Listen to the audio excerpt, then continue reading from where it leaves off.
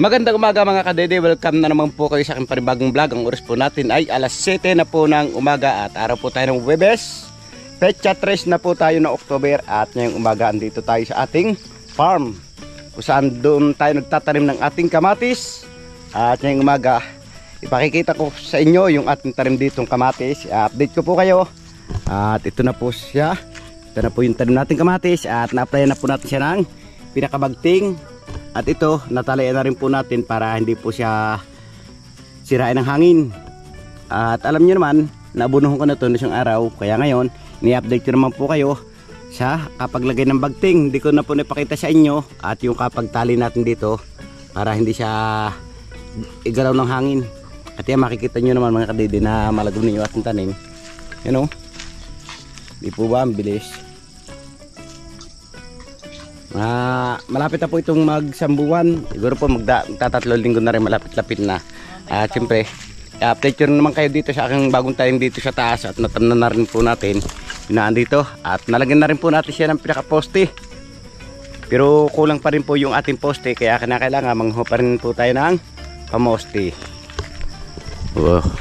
At ito po yung katabi ng ating ilalim, kasabay noon nasa baba. Makikita nyo mga suloy dito mga kadidi. Ang dami na suloy niya. Ayan, lalago na suloy. Yan po yung maganda sa kamatis pag nagsusuloy ang ganyan. Yan, tulad yan, mga suloy yan. At yung tanim po naman natin dito, bagong tanim. Ito po yung ating bagong tanim dito. Ano po siya? Bali 4 na araw na po yan nakatanim. Kaso mahina po siya lumaki dahil kulang nga sa ulan. Di tulad ng nauna natin na sagana siya sa ulan. Kaya yung malusog siya. Pero okay naman, nalusog na rin sila. At ito, nalagyan na rin natin siya ng poste. Pero kulang pa, kaya mangunguha ulit tayo ng pamoste. Hindi po naiiwasan mga kalidid itong ganito. Medyo nalalanta sila dahil minsan po yung pag-aabono na pag-aabang natin ng fertilizer ay medyo napapalapit, kaya kailangan po pag mag-aabang tayo ng fertilizer medyo ilalayo po natin siya sa puno. At yan, pupunta tayo dito para kumuha ulit tayo ng pamoste at i-update ko naman kayo dito sa kamatis ng aking kumpare na tinatalian namin. Titingnan natin kung gano'n siya kalago.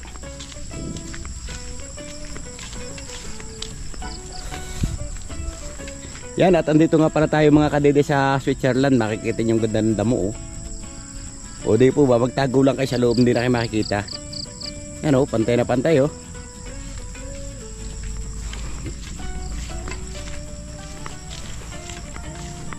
At yan, doon pa po tayo galing sa taas. Yun makikita nyo yung bahay doon sa taas, doon po tayo nang gagaling. At isang araw nga pala mga kadede, chat natin si paring Kautol. Sabi ko, pasyal naman kayo dito. Sabi niya, sige pre, pag yung hindi na kami tutong busy rin sila, marami rin sila pagkakabalahan kaya hindi sila makapasyal. Para din ako, busy rin, marami rin pagkakabalahan kaya hindi rin makapasyal sa kanila. At hindi tayo sa Switzerland. Kung sa si parang kapanalig na hagad ng baka. At doon kami dati nagluto sa may kasoy. Yan, update ko lang po kayo dito sa kamatis na aming pinatalian dati na pinakita ko sa inyo. Yan nakikita yung lalagunan niya may mga bunga na sila yan mga bunga na sila. At nakikita yung lilinis na kanyang kapaligiran na naiinggit sa aking kubo dahil malinis. Makakahasil kaya naman pa yung malinis. Nilinis din.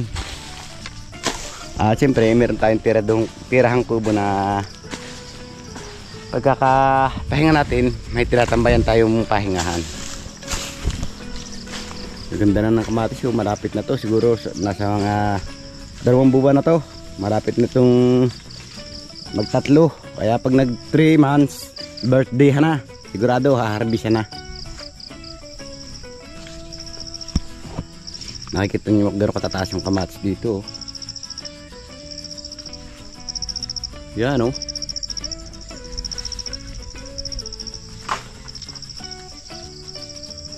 Wow, my bird. Bird is a fly.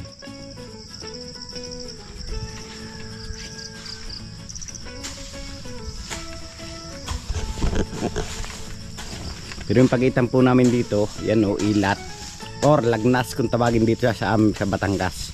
Lagnas.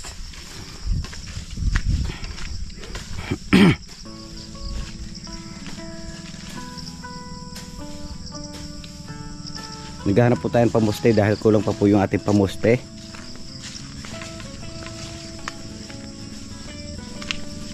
Para gamit tayo posting aray.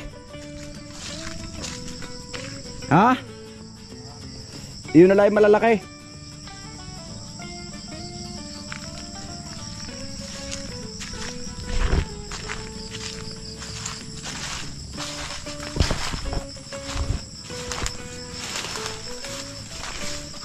Ito dito ng pamoste natin. Madali na ang pagsusuhayan lang.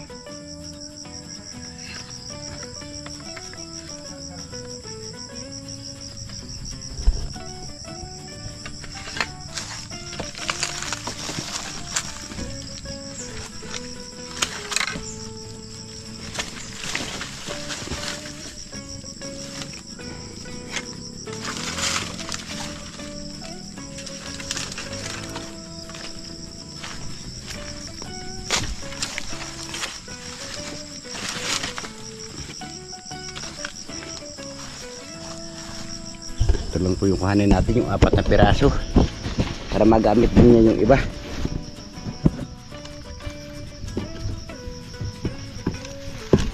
Dahil yung kanya po ay medyo mahuna rin yung palta, kaya kinakailangan paltakan din niya na matibay.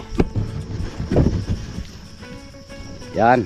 At siyempre kumuha lang po na tayo ng 4, tinira natin sa kanya 2, 4, 6, 8, 9. Siya man kanya ati 4.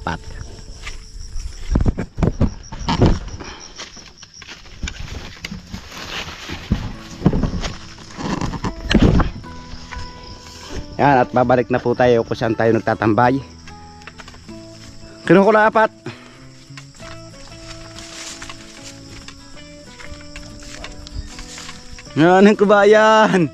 Sa titibay na yun ang paltak mo.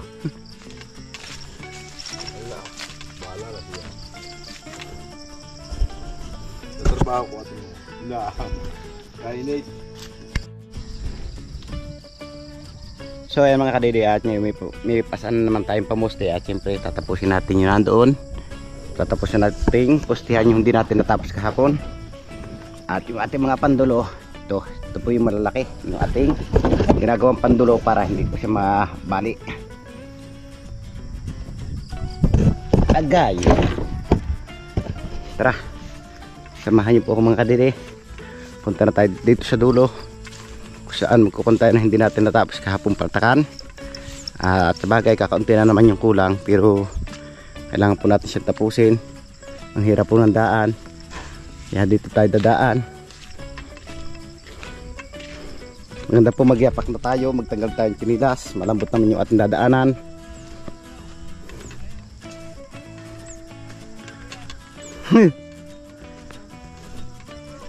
Pare-parehuhin nyo ng pandulo nyo. Napalagay ng mga pandulo ko. Ha? Ha? At yung mga katabi natin dito sa taas, yan, pinapaltakan na rin nila yung kanila. Inihiram yung ating gulok at barita.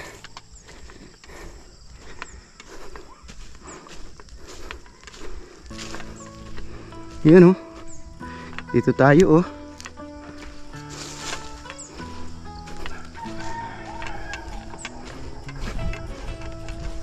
Oh.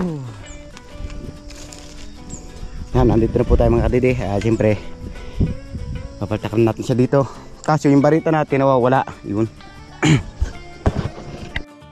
So ayan, pagpapatuloy na nga po natin. Maya antayin mong barita. Gulok ko lang muna. Papapaltan pa.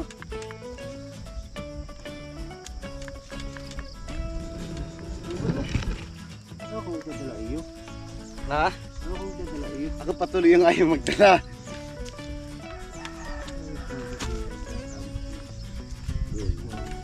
Ayun, sa natin ngayon gagamit siya, walang gamit.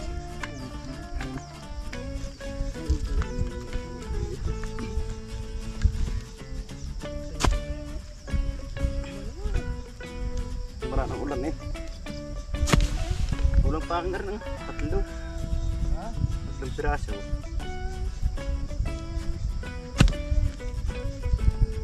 Yan, sa likod yan. Dito stay. Tilos mo nga akong tatlo. Kuha ka din tatlo. Tilos mo nga, araw mo na tilos. Ay. Ang dala mong gulok eh. Hindi na nakakapagdala eh.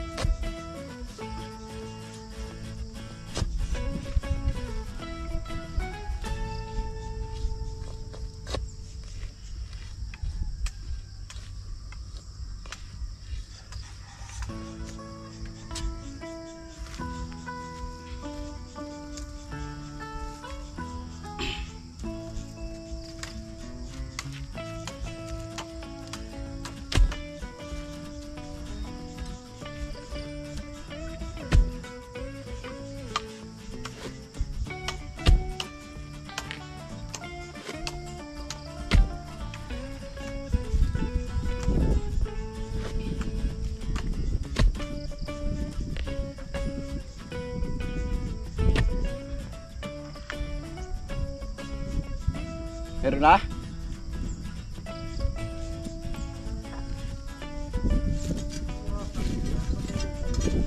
Ayun.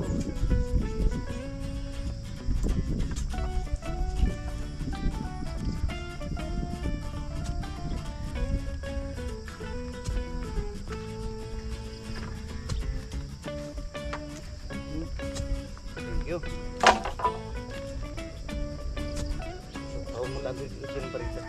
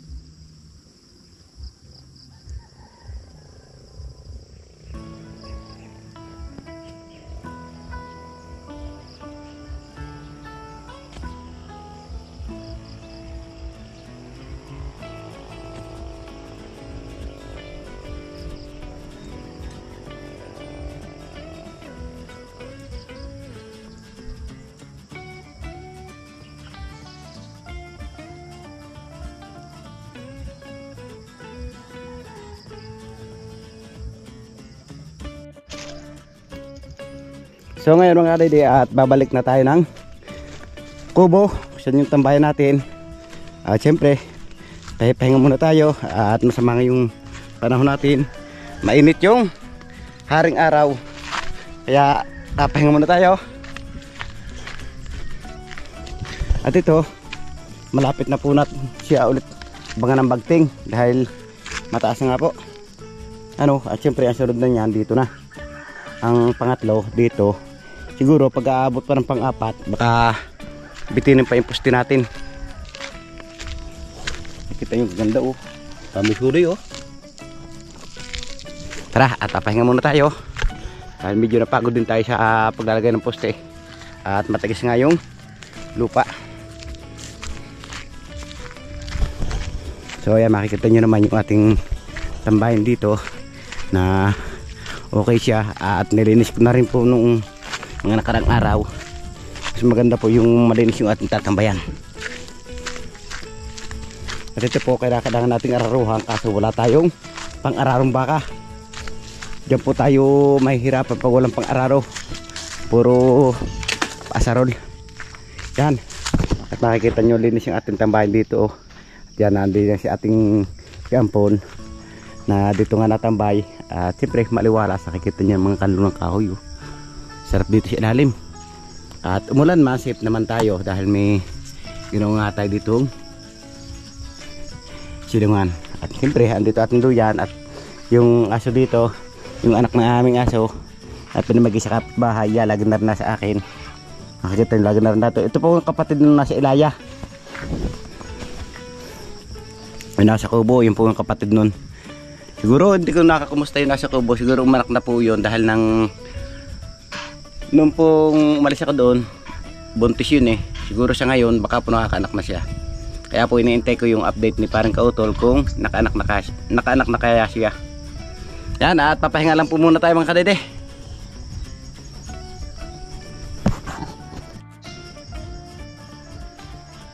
Gusto ko lang po pala i-shout out si Gandang A. Lorenciana at suggest nga niya na magtanim ng gulay dito sa gilid ng kamatisan.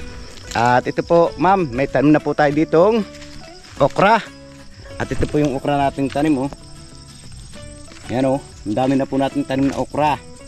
Ito po Yan, baybayin po natin hanggang sa dulo kung gaano kahaba yung tanim nating okra sa gilid ng ating kamatisan. At ito po yung kamatis. Ito po yung okra natin. Nakikita nyo naman kung kahaba yung tanim natin dito. Yan, hanggang dulo po yan. Ano po yung haba ng kamatis natin, siya rin po yung haba ng ating tanim na okra. Tapos sa banda roon, pag ikot po natin, tara, pasyalan po natin yung ating tanim na okra Napakarami niya Sigurado sawa po tayo dito sa gulay. Siyempre, ito po naman mga kadede, pang kain lang po natin. At dito po sa banda side naman to, hindi pa lang po nasibon, may tanim tayong kalabasa. Yan may mga bagong tanim po tayong kalabasa dito. Yung po may mga ukap na yan, kalabasa po yung tanim. Yun po yung okra natin, medyo nahuli kaya mababa pa po siya. At sa side na to, may tanim din po tayong okra. Siyempre magtatanim pa po tayo na sitaw dito sa side namang ito. Yan mga okra natin nandito okra po yan. At dito sa side na to, ating lilinis at tatanim na po natin ng mustasa at sitaw. Dito po hanggang diretso doon. At tanim po natin sitaw at lalagyan din po natin siya ng kapaltak. Yan, at naipakita ko na po sa inyo. At shout out po. Sana po palagi kayo mag-iingat saan man kayo naroon. At siyempre, sa lahat po ng mga viewers natin dyan na palaging naandyan at wala sawang nasuporta sa aking YouTube channel, maraming salamat po. At may nagpapa-shout out po dito. Babasahin na lang po natin mamaya. Yan, at babalik na po tayo dito sa ating tambayan mga kadede. At siyempre pahipahinga lang po muna tayo at maya ulit tayo gagalaw. So ayan, at tambay lang muna tayo dito mga kadede. At siyempre mga tropa natin nandiyan na rin, nagtatambay na rin siya, kakape si pare Atong at si Jonathan. Kinakain yung ating bugong na binalot. Nakain po si Ampon. Magkape tayo. Kahit malamig ka kape. Wala po lang pa naman po. Ano ba yan? Ah, wala ang gitna.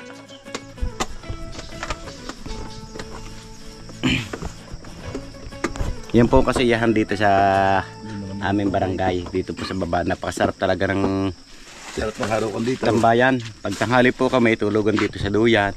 Ang isa po nandoon, duyan. Mamaya tayo Siyempre. po eh. Mamaya ano?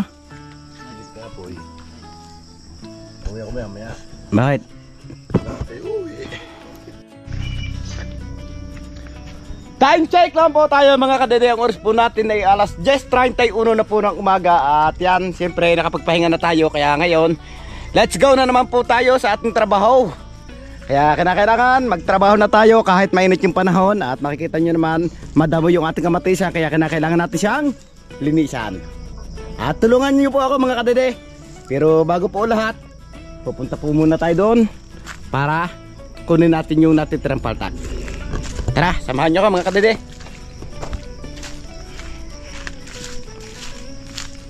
Fred, kang gulok. Parang gulok mo.